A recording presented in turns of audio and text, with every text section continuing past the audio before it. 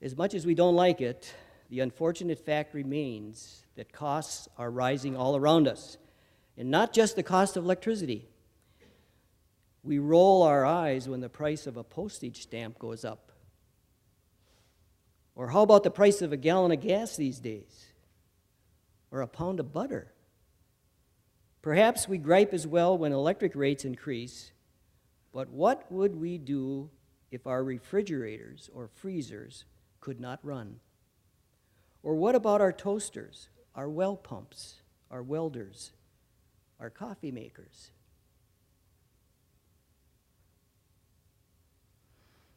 Electricity powers our lives. We are dependent on it in so many ways. It is absolutely essential. I challenge you to think of any other service that provides as much value and improves the quality of our lives for as little as the cost of a kilowatt hour of electricity. That's a challenge I want you to think about as you drive home.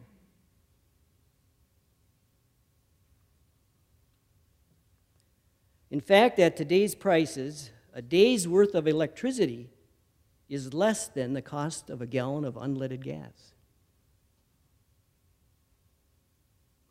Think about that. Now, that doesn't mean that cost isn't a concern, because it is. We'll hear more about why the cost of electricity is going up from our panelists later in today's meeting. Another challenge we'll hear more about during the panel dialogue is the past, present, and future energy policies. Public energy policies are important to co-op members because they have a direct impact on our electric bills. We will all benefit from the speakers and their viewpoints today, which will help us to address and assess the challenges of federal and state energy policies on our rural system. A third challenge is that of technology. It may seem odd citing technology as an issue or challenge, especially when technology investments at Lake Country Power have made many things much easier and more convenient for members. Technology communicates our monthly meter readings to the office.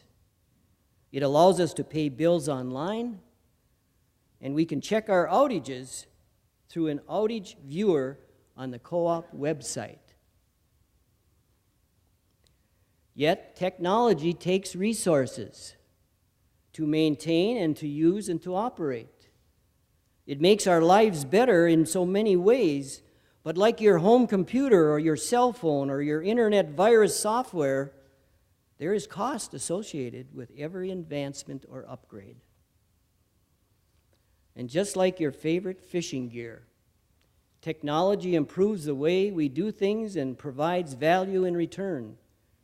Sometimes it results in more fish on the stringer, or in our case, faster and more convenient service. There is a cost for convenience and efficiency, though both of which were only a small part of the co-op's budget 14 years ago. I want to point out some positive outcomes we have experienced as this organization has grown. One example occurred last year when members overwhelmingly voted to retain local control of costs and ownership by defeating the Minnesota Public Utilities Commission ballot initiative. There were more than 18,000 ballots cast on this issue. Two-thirds of those voting agreed that the regulation would add unnecessary cost and voted no.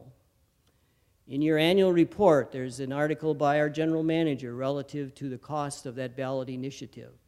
I encourage you to become familiar, particularly with that article. The vote was an example of democracy in action, and we recognize there is much work ahead. The majority rules, but the minority view is fresh in our minds, and we proceed with an eye on cost containment, but at the local level. That was the crucial part of that vote. Another successful outcome involved working together with management and employees to hold the line on the local budget and the member rates for this year.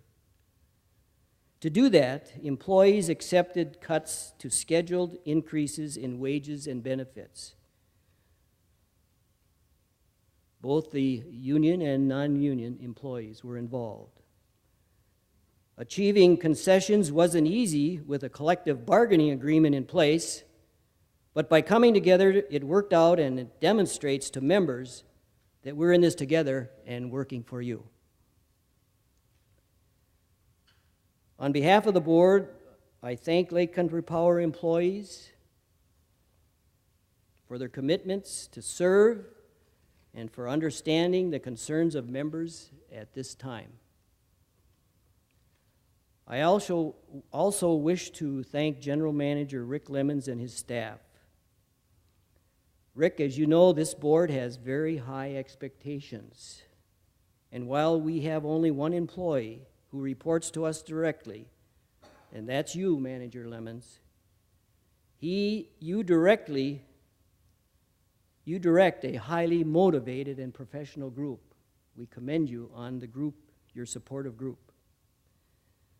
They manage day-to-day functions, develop budgets, oversee strategic initiatives, and direct the workforce. They work hard. They care about what they do, and they do it well for you. The recent outage comes to mind. Many people worked around the clock to get our 3,000 plus members back online as fast as possible. Before closing, there is an additional success story that has exceeded expectations, and that's called Operation Roundup. The charitable giving program, which began in 2004, is driven by the concept that small change can change lives. This December, we expect to reach the $1 million mark in contributions to the community. That $1 million came from rounding up 75 cents to $1. $1 million by December. This program extends the principle on which electric co-ops were built, neighbor helping neighbor. It's based on the concept of individuals working together for the good of many.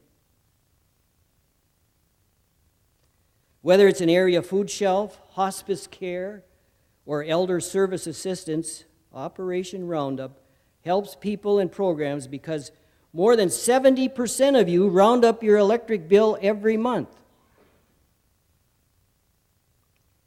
Together, through the power of membership, that small change makes a difference in the lives of many. Operation Roundup is overseen by a voluntary trust board comprised of 9 co-op members.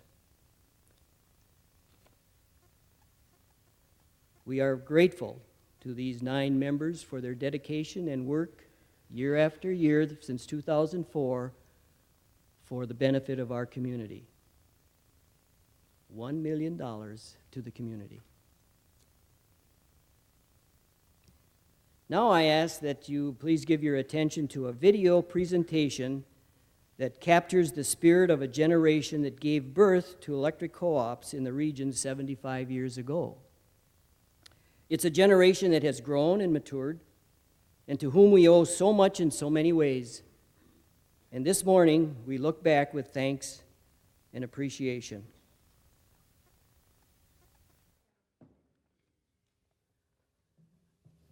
We have much to be thankful for, whether it's the co-op pioneers who extended the first lines to family farms 75 years ago, or the employees who still provide us with reliable service. It's been my privilege to share these observations and milestones with you today, just as it has been a privilege to serve as board chair this past year and to have served on the Lake Country Power Board for the past 15 years. It has been remarkable and rewarding to witness the growth of this cooperative since its birth in 1997. On behalf of the board, thank you for taking the time to attend this annual meeting today and for your interest in the cooperative.